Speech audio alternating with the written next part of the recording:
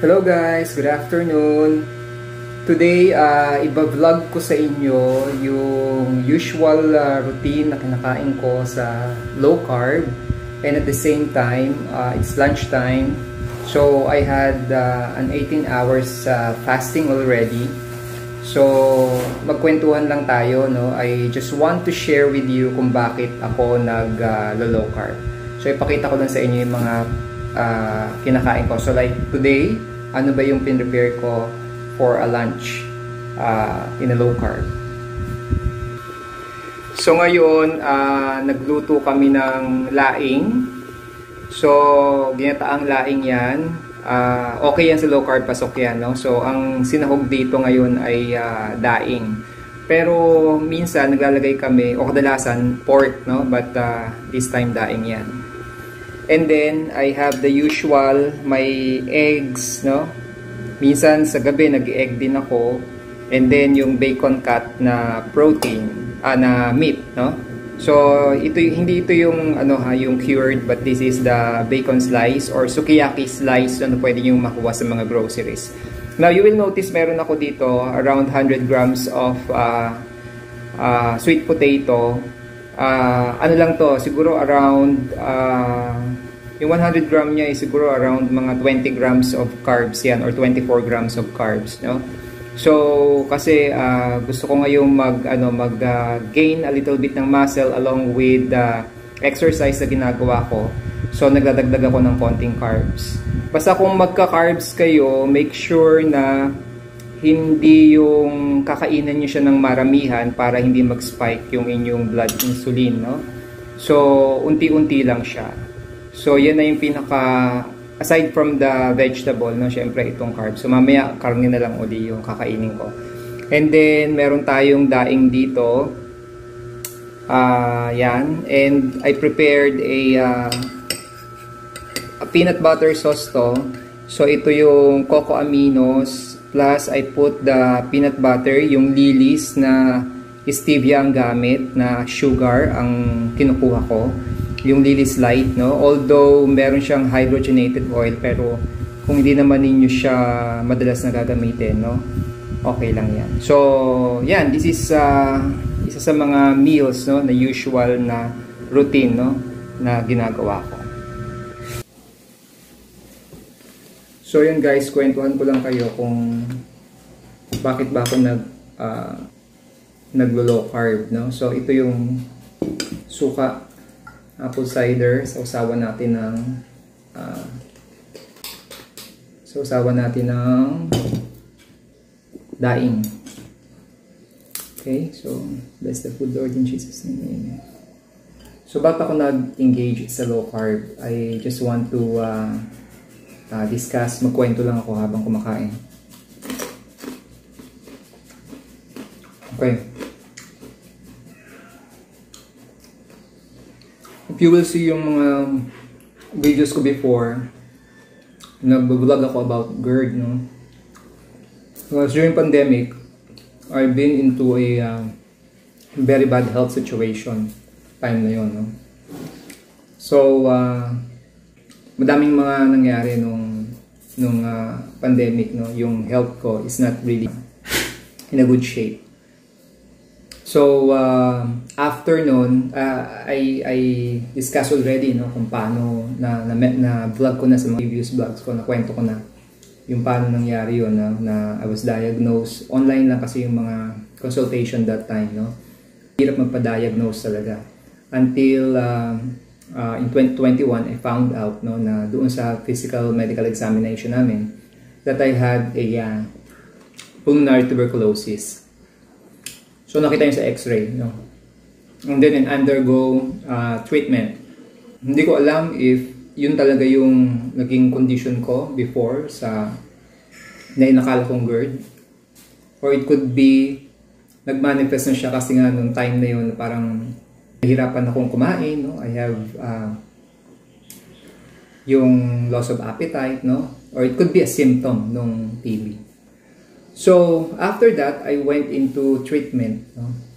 Gamot ako for 6 months, and then continuous follow-up, no? noong 2021. Tapos kasi parang mga June, July yun hanggang January of 2022. And then, yung intention ko kasi to gain weight, no? To gain my weight back. Dahil nga dun sa loss of weight ko, no? Weight loss. So, nag-intend ako na kumain ng madami. So, I always eat fruits. So, kumbaga yung mga high-calorie food yung kinakain ko, no? Even the rice, no? Lahat, no? Ang dami.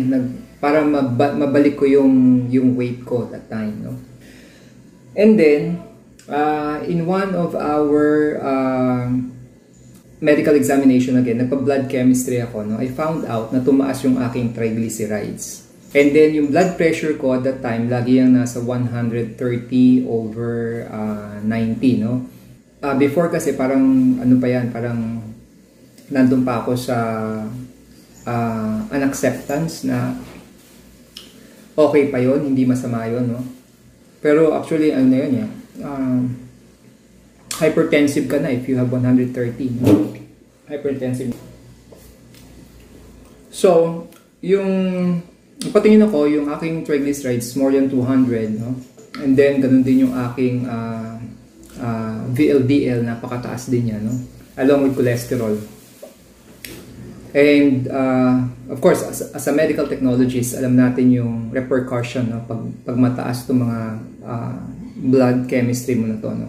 So, ang pinaka-worst condition is probably it can lead to heart attack. So, nag-try akong mag-diet, no? I remove all the fatty food. Hindi ako kumain ng mga matataba, ng karne, no? And then, there was a time that I take also statin. Pero, after a while, nagpa-blood chemistry uli ako, hindi nagbago yung result ng aking lipid profile, no? Itong mga significant lipids na dapat mababa siya, no? Still high, no? So, parang yung doktor, gusto talaga niya, bigyan talaga ako ng gamot, no? Of course, that's the usual, treatment, no? Yung approach. Pag mataas yung mga lipid profile mo, talagang dapat bigyan ko ng gamot. Until eventually, I bumped into the YouTube video of Dr. Rojo. So, that was in 2022, no? So, nakita ko yung video niya, and then, yung trending video, yung doktora na hindi na nagra-rise or nagsasaing for 3 years, no? And then, I watched videos of Dr. Berg, Dr. Eric Berg, Dr. Eric Westman, Dr. Ken Berry, no? Ito yung mga physicians, mga doctors that are low carber. And ang recommendation nila is opposite the traditional or the usual, no, na ginagawa natin. Na usually iniiwasan natin yung mga mataba. Ang ating meals na kinakain is low fat, no? High carbs, no?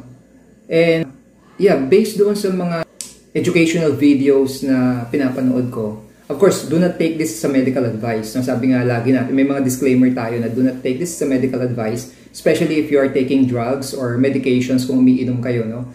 Kung mga kagaya ko, wala naman akong medication at that time, talagang hindi naman super high yung aking blood pressure, no?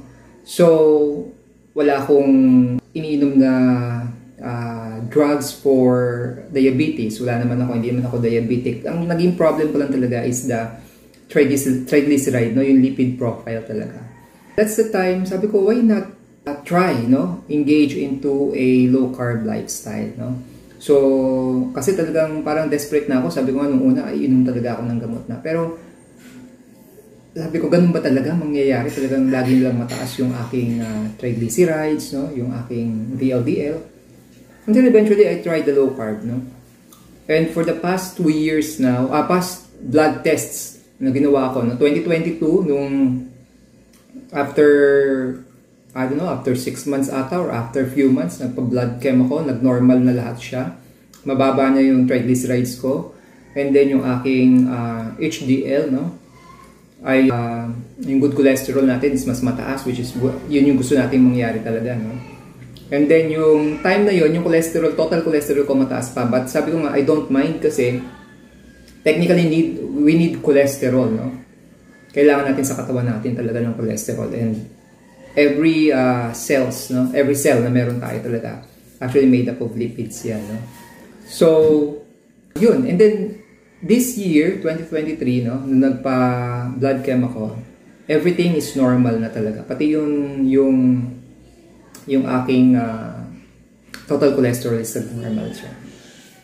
So that's why till now, no, I'm into that particular lifestyle, no. I'm maintaining yung low carb lifestyle. Sabi ko nga nung araw nagpapabulk ako talaga, no. But yung bulkiness ko na yun is I indulge into too much carb. Kasi talagang kailangan natin ng carbs para talaga lumaki tayo ng lumaki, para mag-build ka talaga ng muscle. But along with that, nagkakaroon ka rin ng water, no? Nagre-retain ka rin ng water.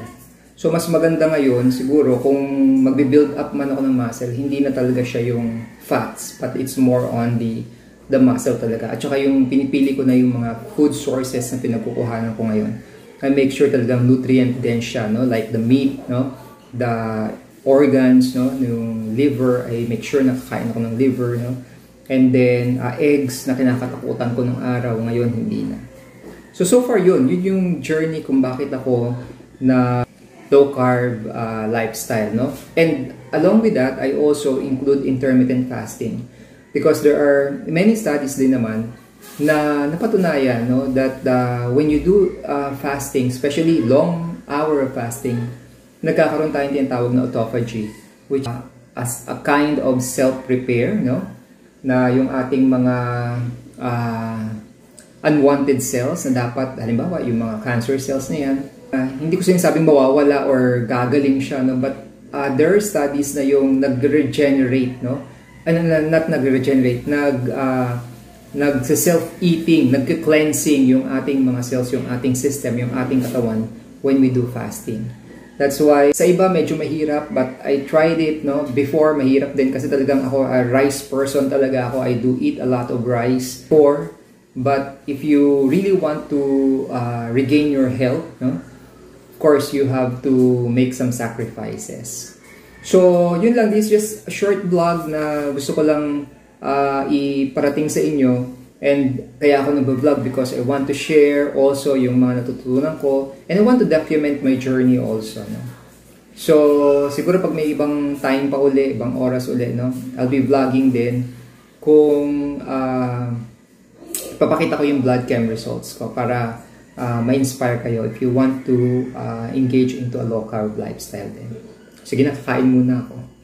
Thanks for watching, guys. I hope you support my channel and hopefully, no, makapagbigay ako ng mga iba pang information, hindi lang dun sa mga kinakainan namin, no? If you will notice, kumakain kami sa labas, but lagi ko sinasabi, we stick to low carb food kahit na kumakain tayo sa labas, no? But again, this YouTube, no, ginawa ko para yung life ko, yung journey ko sa buhay ay ma-document ko din, but at the same time to share with the people, no, yung mga experiences ko. So, yung mga nanonood at natutuwa, nagsasubscribe, maraming salamat po sa inyong lahat. And hopefully, pa yung channel na to, but soon you'll support it. Sana po ay lumago rin tayo. Thank you and God bless. Kain muna ako. Bye!